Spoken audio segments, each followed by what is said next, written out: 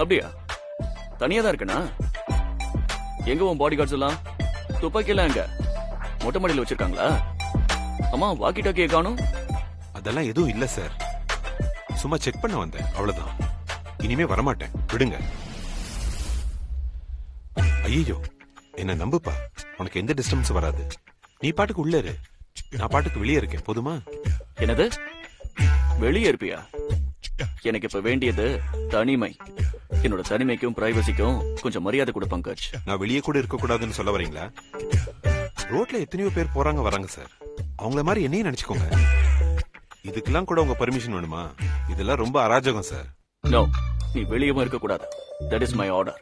நான் இந்த ஊர்லயே இருக்கல சார். போதுமா? அது இன்னும் நல்லது. உடனே கிளம்பு. 4 நாள் என் கண்ணிலேயே படாத. உனக்கு சம்பளத்தோட லீவு, நீ போலாம்.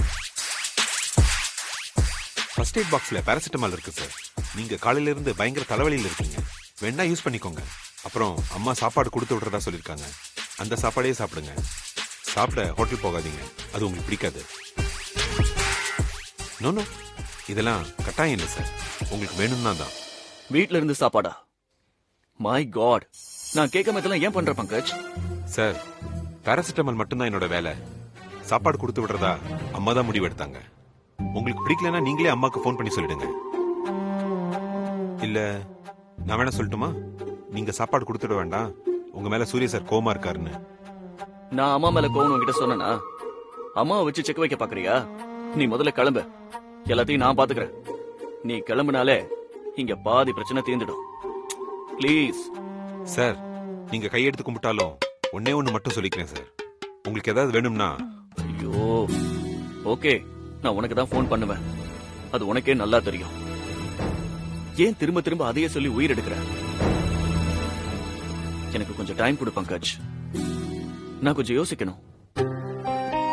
நான் பண்ண தப்பு என்ன, நான் பண்ண சரி என்ன, அடுத்து நான் என்ன பண்ணணும், அனு கிட்ட என்ன பேசணும், எப்படி பேசணுங்கிறதெல்லாம் நான் யோசிக்கணும். அதுக்குதான் இந்த தனிமை. வாழ்க்கையில இது எனக்கு ரொம்ப முக்கியமான காலகட்டம். அடுத்தது என்னங்கறத யோசிச்சு நான் ஸ்டெப் எடுத்து வச்சே ஆகணும். அந்த ஸ்டெப் வைக்கிறதுக்கு முன்னாடி நான் நடந்து வந்த பாதையை திரும்பி பார்க்கணும். அது அனு கிட்ட சொல்லியே ஆகணும். எல்லாம் தெரிஞ்ச பிறகு அவ என்னை ஏத்துக்கிறாளா இல்லையான்னு எனக்கு தெரியல. ஆனா அவ ஒத்துக்கிற மாதிரி எப்படி சொல்றதுன்னு யோசிக்கணும். உனக்கு இது எதுவுமே புரியல. இவ்வளவு பிரச்சனைக்கு நடுவில் இருக்கிற என்ன பார்த்து பாராசிட்டமால் தரவா சாப்பாடு தரவான்னு கேக்குற. ப்ளீஸ் பங்கஜ், புரிஞ்சுக்கோ. நீங்க வீட்டுக்கு வரலங்கறத அம்மா கிட்ட சொல்லிட்டேன். சாப்பாடு வேண்டான்னு நானே போன் பண்ணி சொல்லிடுறேன். இனிமே நானும் இங்க வரமாட்டேன். தேங்க்ஸ் பங்கஜ். இதையும் மீறி உங்களுக்கு ஏதாவது தேவைப்பட்டா முத்துக்கிட்ட கேளுங்க. இனிமே இந்த முழு பங்களாவும் உங்களுக்கு தான். நீங்க தனிமையில யோசிச்சு ஒரு முடிவுக்கு வாங்க.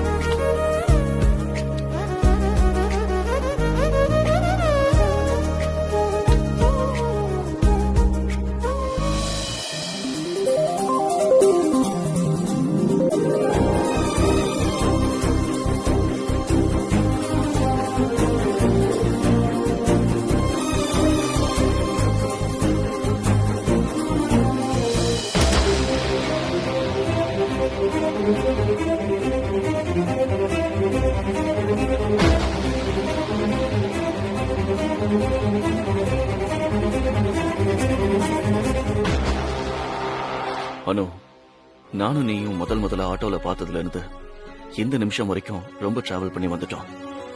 இனிமே நாம நினைச்சாலும் விலைக்கு போக முடியாது. அது உனக்கும் தெரியும், எனக்கும் தெரியும்.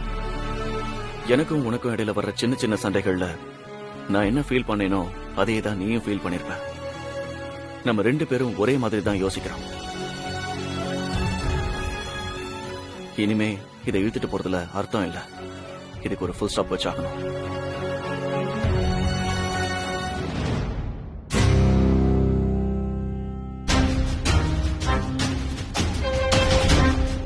முத்தனே, முத்தனே. ஐயா, அங்க 2 பேரும் பேசிட்டு இருக்காங்க, யாருன்னு பாருங்க. நான் பாக்குறேன் ஐயா. சீக்கிரம். ஏய், யாரா நீங்க? இங்க என்ன பண்ணிட்டு இருக்கீங்க? பக்கத்து தெருவுல ஒரு விசேஷம் அண்ணே, அதுக்காக வந்திருக்கோம் அண்ணே.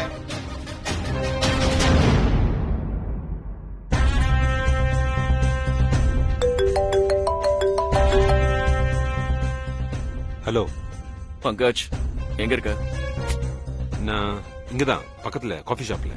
காஃபி ஷாப்லயா? அங்க என்ன பண்ற? சினிமா பாத்துக்கிட்டு இருக்கேன். ரொம்ப நக்கலா பேசுற மாதிரி இருக்கு. சார், நானும் தனிமையில இருக்கிற ஆளுதான் சார். என்னையே இப்ப நீங்க டிஸ்டர்ப் பண்றீங்க? என்ன கொஞ்சம் தனியா யோசிக்க விடுங்க. நான் பண்ண தப்பு சரி எல்லாத்தையும் யோசிச்சு நான் பார்க்கணும். Please sir. ரொம்ப ஓவரா கிண்டல் பண்ணாத பங்கஜ். சூர்யா, உன்னை புரிஞ்சிக்கவே முடியல. எல்லாரையும் போக சொல்லிட்டு தனிமையில நீ அப்படி என்னதான் யோசிக்க போற? நீ எப்பவும் போல வீட்டுக்கு போய் அம்மா கிட்ட பேசியிருந்தா உன் மன கஷ்டம் பாதியாவது குறைஞ்சிருக்கும். அம்மாவும் சந்தோஷப்பட்டிருப்பாங்க. ஓகே ஓகே, உடனே ஆரம்பிக்காத. இப்ப நீ எங்க இருக்க? அதான் சொன்னேன் காஃபி ஷாப்னு. திரும்ப திரும்ப கேட்டா என்ன அர்த்தம்? நீ என்ன நினைச்சிட்டு இருக்க?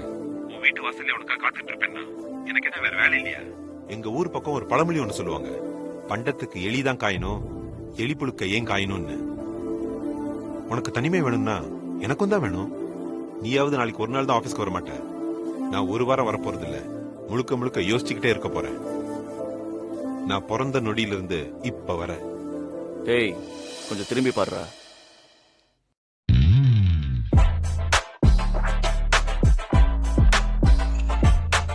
ஏண்டா, நீ திருந்தவே மாட்டியா? நீ திருந்தனா மறுநாள் திருந்தலான்னு இருக்கேன். உள்ள வந்து தொலை. ஸ்விம்மிங் பூல் கிட்ட வாடா.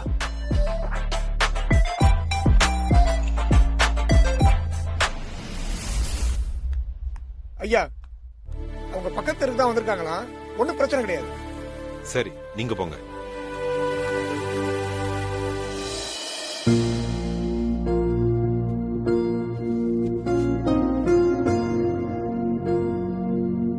எத்தனிக் டேக்கு எந்த சாரியை கட்டிட்டு போறது?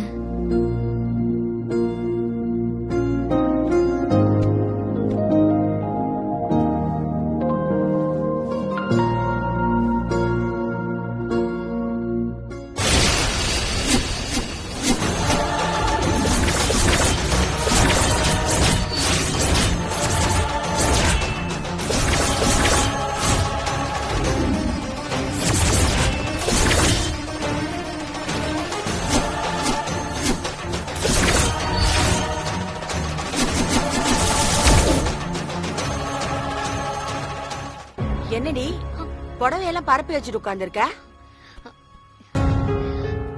ஆபீஸ்க்கு எது கட்டிட்டு போகணும்னு பாக்குறியா? ம். நான் சொல்லவா? அம்மா, இத கட்டிக்கலாமா? ஐயோ வேணாண்டி, நான் அதுவும் சொல்லல. இப்ப நான் எதையாவது சொல்லி அப்புறம் நீ அது சரியில்லை இது சரியில்லைன்னு திரும்ப வந்து கத்துறதுக்கா? உனக்கு எது பிடிக்குதோ அதே கட்டிக்கோ. இந்த சாரிய பாக்கும் போதெல்லாம் இத கட்டிக்கணும்னு தோணுதுமா. சரி, கட்டிக்கோ.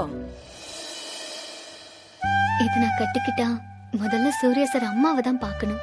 என்ன அவங்க இந்த சேலையில பார்த்தா ரொம்ப சந்தோஷப்படுவாங்க. ஏய், இன்னும் என்னடி யோசிக்கிற? இல்லம்மா, நான் வேற சாரியை கட்டிக்கிறேன். எதையோ ஒண்ணு முடிவு பண்ணிட்டு மத்ததெல்லாம் எடுத்து வேடி. ம்.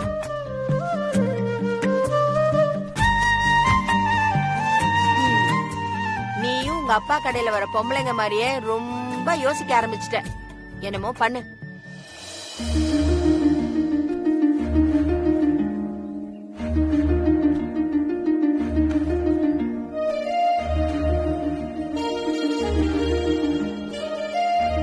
என்னடி ரொம்ப யோசிக்கிற மாதிரி இருக்கு?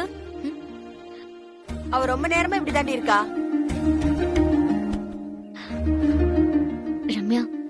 சார் என்னால ஹர்ட் ஆயிருக்காரு.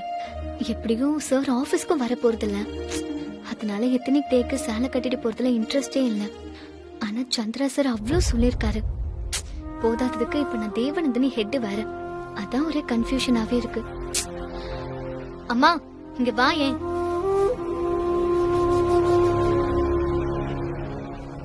நான் கேரளா சாரி புடவையே கட்டிக்கவா? கட்டிக்கடி உனக்கு ரொம்ப சூப்பரா இருக்கும். ஆனா ஏன் கேரளா சாரி கட்டணும்னு தோணுச்சு? அது நாளைக்கு ஆபீஸ்ல எத்தனிக் டே. இந்தியா முழுக்க இருக்கிற எல்லா ஸ்டைல்லயும் எல்லாரும் ட்ரெஸ் போட்டுட்டு வரணும். அது தேவநந்தினி ப்ரமோஷனுக்கு பயன்படுத்த போறோம். உங்க ஆபீஸ்ல இதெல்லாம் எப்படிதாண்டி யோசிக்கிறாங்க? அம்மா இது நான் சொன்ன ஐடியா தான். அப்படின்னா நாளைக்கு உங்க ஆபீஸ்ல பெரிய கொண்டாட்டம்னு சொல்லு. ஆமாமா. சரி கட்டிக்க. நாளைக்கு எல்லாரும் உன்னை பார்த்து அசந்து போக போறாங்க பாரு.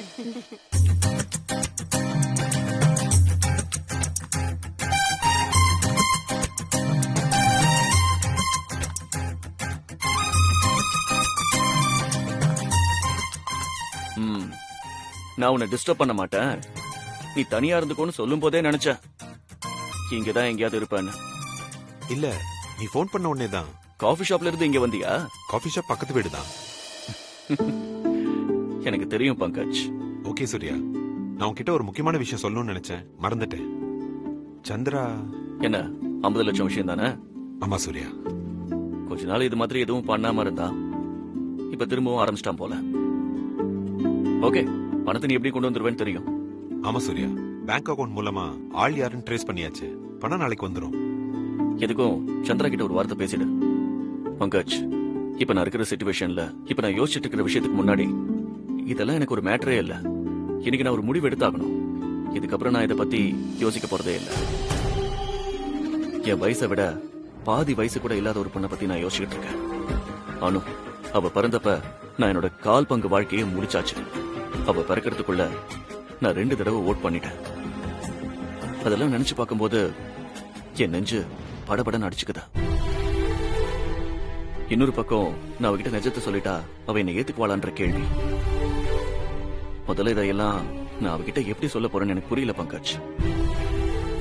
இந்த டென்ஷன்ல நான் அவகிட்ட சொன்னதையே திரும்ப திரும்ப சொல்லிட்டு இருக்கேன் பாரு. தயவு செஞ்சு புரிஞ்சுக்கோ. நீ எனக்கு ஒரே ஒரு ஹெல்ப் மட்டும் பண்ண. தயவு செஞ்சு என்னை தனியா இருக்க விட ப்ளீஸ். தேங்க்யூ பங்கஜ்.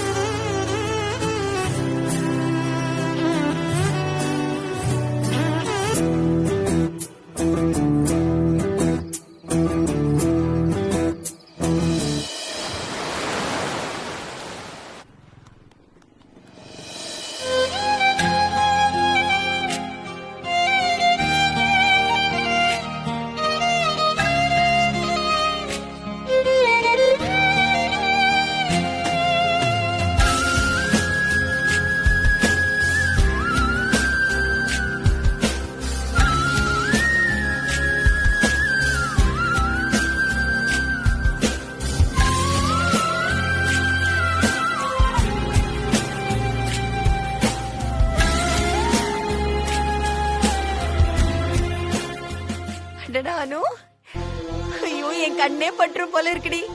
சுப்பு அப்பப்ப சொல்லும் என் பொண்ணு வளர்ந்துருச்சுன்னு. ஆனா அது சொல்லும் போல எனக்கு சாதாரணமா தான் தெரிஞ்சிச்சு. ஆனா இன்னைக்கு அப்படியே அம்மனே என் பொண்ணா வந்து பிறந்த மாதிரி இருக்குடி. என் தங்கம். ஆமா அனு, இந்த ட்ரெஸ்ல நீ ரொம்ப சூப்பரா இருக்க. அக்கா, அனுவுக்கு இந்த Dress எவ்வளவு அழகா இருக்குன்னு பாத்தியா? நம்ம ஊரு பொண்ணுங்களுக்கு தான் எந்த Dress போட்டாலும் ரொம்ப அழகா இருக்கும். நம்ம ஊரு பொண்ணுங்க தான் இந்த உலகத்திலேயே ரொம்ப அழகு. உன்னை பார்க்க எவ்வளவு சந்தோஷமா இருக்கு பாரு தங்கம். என்ன நீங்க மாறி மாறி இவ்ளோ எமோஷன் ஆயிட்டு இருக்கீங்க? வாவ்டி, அனு செம்மையா இருக்கடி. இரு, நான் உன்னை ஒரு போட்டோ மட்டும் எடுத்துக்கிறேன்.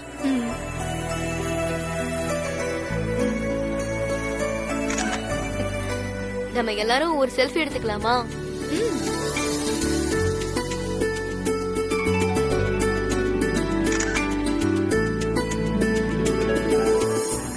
ஆன்ட்டி, தலையில இருந்து கால் வரைக்கும் பாக்குற மாதிரி நல்ல பெரிய ஒரு கண்ணாடிய வாங்கி வைங்க. அட எவடி இவ, இந்த வீட்ல இருக்கிற சாமான் வைக்கிறதுக்கே இடம் இல்ல, இதுல பெரிய கண்ணாடி வேற வேணுமா உனக்கு? ஏ அனு, இங்க பாரு.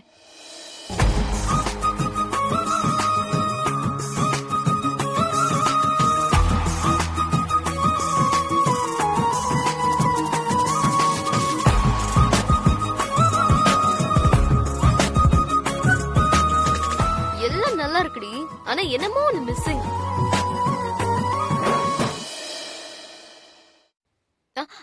இன்னொரு நெக்லஸ் போட்டிருந்தா சூப்பரா இருந்திருக்கும். நெக்லஸ்ன்னு சொல்லும் போது ஞாபகம் வருது, அந்த சூர்யா சார் அம்மா கொடுத்த நெக்லஸ் இருக்குல்ல,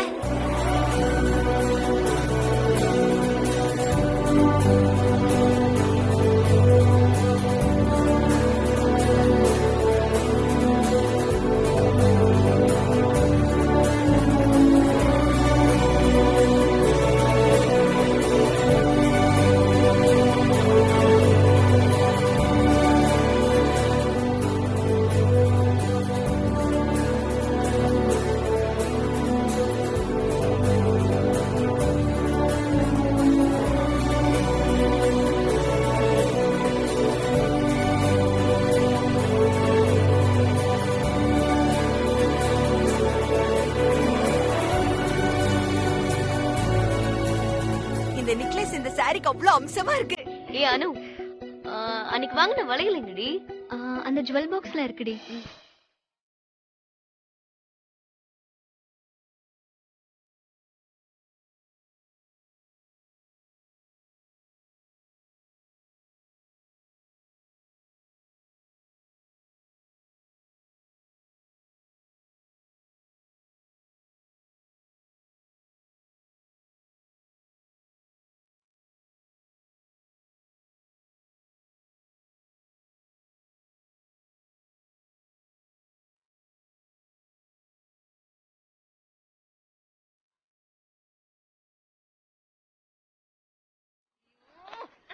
அம்மா, எத்தனை தடவை தான் திருஷ்டி கழிப்பேன்?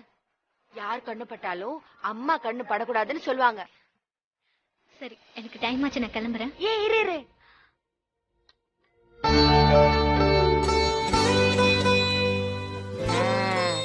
சந்தனம் வச்சாதான் கேரளா சாரிக்கு அம்சமா இருக்கு.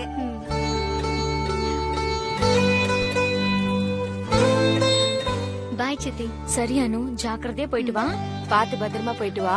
அது நெக்லஸ் எல்லாம் போட்டிருக்க, விலை உயர்ந்த நகை, நகை பத்திரம், கவனமா இருக்கணும். சரி, வரேன் ஆண்டி.